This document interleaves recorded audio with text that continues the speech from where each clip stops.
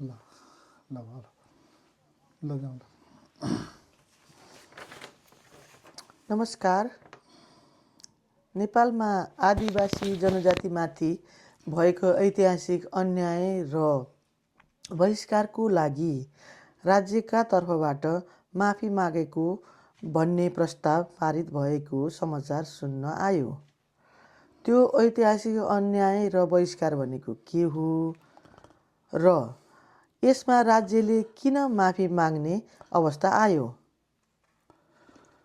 प्रश्नका लागि धन्यवाद।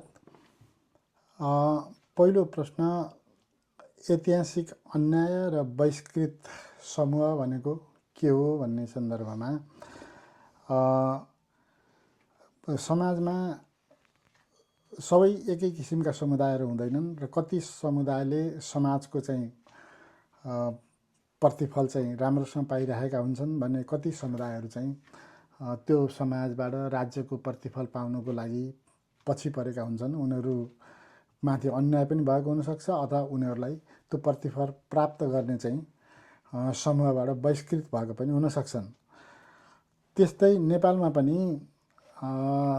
कति आदिवासी समुदायहरू थिए जसले आफ्ना अधिकारहरू गुमाएका थिए अथवा उनीहरूले त्यो प्राप्त गर्न सकेका थिएनन् र त्यस्ता समुदायहरूले इतिहासको लामो समयसम्म आफ्ना अधिकारहरू प्राप्त हुन नसकेर बहिष्कृत हुनु परेको इतिहासलाई विचार गरेर सरकारले चाहिँ राज्यले एउटा ऐतिहासिक माफीको प्रस्ताव पारित गरेको छ। यस्ता समुदायहरू राज्यका विभिन्न ठाउँहरूमा हुन सक्छन्। यसमा राज्यले किन माफी माग्नुपर्ने अवस्था आयो? राज्यको कर्तव्य भनेको सबैलाई समान हिसाबले चाहिँ सबै नागरिक सबै समूहलाई चाहिँ समान हिसाबले अधिकारहरू दिनुपर्ने, राज्यका सुविधाहरू दिनुपर्ने थियो। तर त्यसमा के भयो भने कति आदिवासी समुदाय, जनजाति, दलित समुदाय लगायत थुप्रै समुदायले चाहिँ उनीहरूले आफ्ना अधिकारहरू चाहिँ प्राप्त गर्न सकेनन्। कुनै सामाजिक संस्कारका कारणले, आर्थिक नीतिका कारणले, कयौँ कारणले गर्दा उनीहरूले चाहिँ आफ्नो अधिकारहरू प्राप्त गर्न सकेनन् र त्यस कारण चाहिँ त्यो ऐतिहासिक कमजोरीलाई मध्यनजर राखेर राज्यले चाहिँ क्षमायाचना गर्नुपर्ने अवस्था आयो। यसरी अन्यायमा परेका र बहिष्कृत भएका समुदायहरू को हुन्? यहाँलाई यसको बारेमा के जानकारी छ? प्रस्तुत गर्नुहुन्छ कि? यसमा थुप्रै जनजाति समुदायहरू छन्। अब पृथ्वीनारायण शाहका पालादेखि नै कुरा गर्ने हो भने पनि एउटा संस्कार मनाइराखेको बेलामा इन्द्रजात्राको दिन आक्रमण भएर एउटा कल्चरमाथि एउटा राष्ट्रिय एकीकरणको अभियान हुँदाहुँदै पनि त्यो बेला उनीहरूले आफ्नो सामाजिक संस्कारलाई मान्न नपाएका कुराहरू छन्। कीर्तिपुरीहरूमाथि पनि भेदभाव भयो भन्ने कुराहरू पनि छन्। सबभन्दा ठुलो अब उनीहरूले चाहिँ यो आर्थिक हिसाबले हेर्ने हो भने यी सुकुम्बासीहरू जो पहिला भूमिपति थिए, आज उनीहरूकै जमिन चाहिँ भूमिपतिहरूले लिएर उनीहरूलाई सुकुम्बासी बनाएर उनीहरूलाई कमैयाको रूपमा राखेर उनीहरूकै घरमा कामदार भएर बस्नुपर्ने अवस्था आयो। त्यति मात्रै नभएर महिलाहरूसँग सम्बन्धित थुप्रै विभेदका कुराहरू पनि छन्। कयौँ एउटा जनजातिमाथि नै एउटा दुर्व्यवहार भएका कुराहरू पनि छन्। समाज लज्जित हुनुपर्ने अवस्थाका कुराहरू पनि कति ऐतिहासिक कुराहरू छन्। आफ्नो पहिचानका कुरा, भाषाका कुरा, आफ्नो एउटा विकासको लागि चाहिँ व्यक्तित्व विकासका लागि चाहिँ अवसरहरूमा चाहिँ भेदभाव भएका कुरा, आफ्नो मातृभाषामा चाहिँ शिक्षा, यी विभिन्न चाहिँ जनजाति समुदाय, आर्थिक समुदाय, युवा युवतीहरू पनि कयौँ आफ्नै देशमा रोजगारीका अवसर नपाएर विदेशिनु परेका कुरा थुप्रै उदाहरणहरू छन्। धन्यवाद। यसरी ऐतिहासिक त्रुटिका लागि राज्यले माफी माग्ने प्रस्ताव अरू देशले पनि गरेका छन्?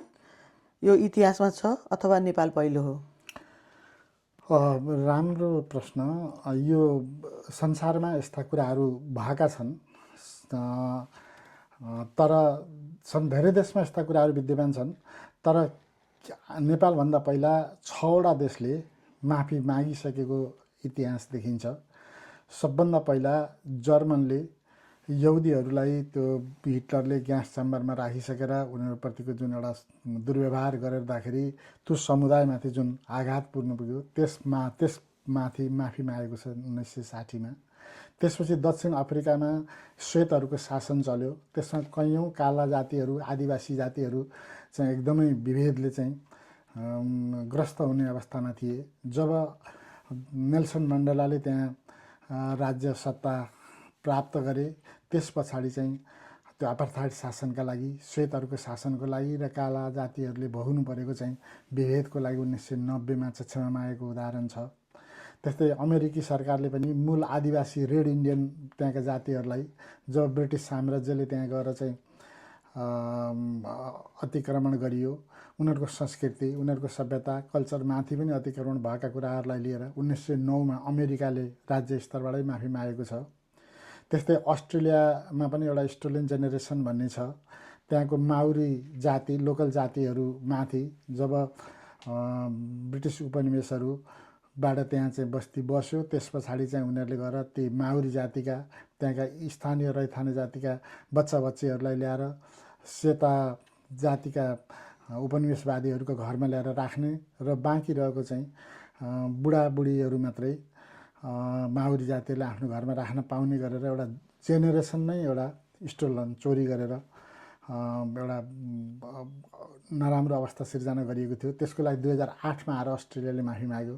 त्यस्तै न्युजिल्यान्डमा पनि तिनै माउरी जातिहरूको त्यहाँ बसोबास थियो। जब त्यहाँबाट वैदेशिक उपनिवेशहरू त्यहाँ गएर जब उनीहरूमाथि अतिक्रमण गरियो, उनीहरू कल्चर, सभ्यता, भाषा सारामाथि अतिक्रमण भएपछि, आर्थिक हिसाबले पनि उनीहरू अन्यायमा परिसकेपछि त्यसबाट चाहिँ मुक्ति पाउँदै 2000को दशकमा आएर मात्रै न्युजिल्यान्डले चाहिँ माफी माग्यो भने 2008मा क्यानाडाले चाहिँ आदिवासी बालबालिकालाई स्कुलमा चाहिँ राखेको, अनिवार्य स्कुल गरेको, बच्चा स्कुल जान नचाहने बच्चाहरूलाई पनि अनिवार्य स्कुलमा पठाउनै पर्ने चाहिँ बाध्यात्मक व्यवस्था गरेर होम स्कुलिङको चाहिँ व्यवस्था नदिएको कारणले गर्दा क्यानाडाले आदिवासीसँग 2008मा आएर माफी माग्नु पर्यो भने 2026मा आएर नेपालका आदिवासी समुदायहरू, जनजातिहरू, दलितहरू, बहिष्कृत समूहकाले ऐतिहासिक रूपमै लामो समय विविध किसिमका विभेदहरू भोग्नु परेको र कैयौँ छुवाछुतका कुराहरूदेखि लिएर आर्थिक उसका कुराहरू, अर्काकोमा चाहिँ दास बस्नुपर्ने कुरा, स्लेभरीका कुराहरू, यो धेरै कुराहरू चाहिँ इतिहासमा देखिएकोले ती इतिहासका कुराहरूलाई करेक्सन गर्नको लागि चाहिँ राज्यले आफ्नो स्वीकारोक्तिको लागि चाहिँ 2026मा आएर नयाँ सरकारले ऐतिहासिक माफी मागेको छ। नेपाल 7औंमा पर्छ।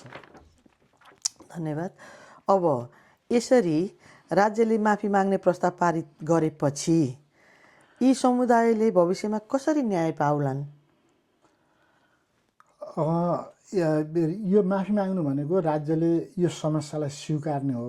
राष्ट्रिय स्तरबाट समस्यालाई स्वीकार गरिसकेपछि अब त्यसको उपचार खोज्न र त्यसको दिगो सुधारको लागि चाहिँ उपाय खोज्न सजिलो हुन्छ। अब राज्यले स्वीकार गरिसकेको अवस्थामा कसलाई चाहिँ अब त्यो पीडित थिए, त्यो पीडितहरूले चाहिँ आफ्नो पीडकहरूलाई दण्ड दिनको लागि, उपचारको लागि न्यायालय जान सक्छन्।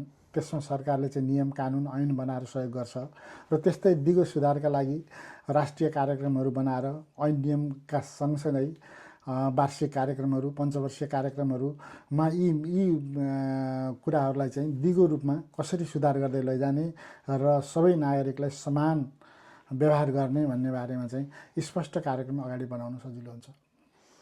धन्यवाद। अब एउटा अझै प्रश्न गर्न म चाहन्छु। यहाँको प्रश्न उत्तर मलाई धेरै नै रमाइलो लाग्यो। यी समस्याको उपचार र दिगो सुधारका लागि राज्य स्तर र जनस्तरमा कस्ता कार्यक्रमहरू सञ्चालन गर्नुपर्ने देख्नुहुन्छ यहाँले? राज्य स्तरमा राज्यले स्वीकारिसक्यो, सबभन्दा ठुलो कुरा भयो नै। यो संसारका धेरै राज्यहरूले गरेका छैनन्। संसारमा धेरै ठाउँमा यस्तो समस्या छ, तर पनि नेपाल 7औं हो र कैयौँ ठुल्ठुला राष्ट्रहरूले विकसित राष्ट्रहरूले पनि यो कुराहरूलाई कति स्वीकार गरेको अवस्था छैन, तर नेपालले स्वीकार गरे। यो ठुलो उपलब्धि हो। अब यसको उपचार र दिगो सुधारको लागि चाहिँ अब राष्ट्रिय स्तरमा र जनस्तरमा गरेर दुई किसिमले कार्यक्रमहरू सञ्चालन गर्नुपर्ने हुन्छ। राष्ट्रिय स्तरमा सरकारी तौरबाट कार्यक्रम हुन्छ, त्यो पञ्चवर्षीय योजनाहरू बनाएर वार्षिक योजना, बजेटका माध्यम र ऐन कानुनहरू संशोधन गरेर न्यायिक उपचार दिने र आर्थिक कार्यक्रमको लागि चाहिँ राष्ट्रिय कार्यक्रम ल्याउनु पर्ने हुन्छ। र त्यसको सँगसँगै जनस्तरमा ती समुदायहरूमा पनि सचेतना आउन जरुरी छ। जबसम्म उनीहरूले आफ्नो अधिकार बुझ्दैनन् तबसम्म उनीहरूले आफ्नो अधिकारको चाहिँ अभ्यास पनि गर्न सक्दैनन्। त्यसैले जनचेतनाको कार्यक्रम ल्याउनको लागि गैर सरकारी संस्थाहरू र अन्य सामाजिक संस्थाहरू र स्थानीय सरकारलाई पनि यो बारेमा सचेत हुन र आफ्ना अधिकार प्राप्त गर्नुको लागि चाहिँ उनीहरूलाई चाहिँ सक्षम बनाउन, क्यापेबल बनाउनको लागि चाहिँ कार्यक्रमहरू सरकारी र निजी स्तरबाट सँगसँगै गर्नुपर्ने देखिन्छ। धन्यवाद। यहाँको समय र विचारका लागि धेरै धेरै धन्यवाद।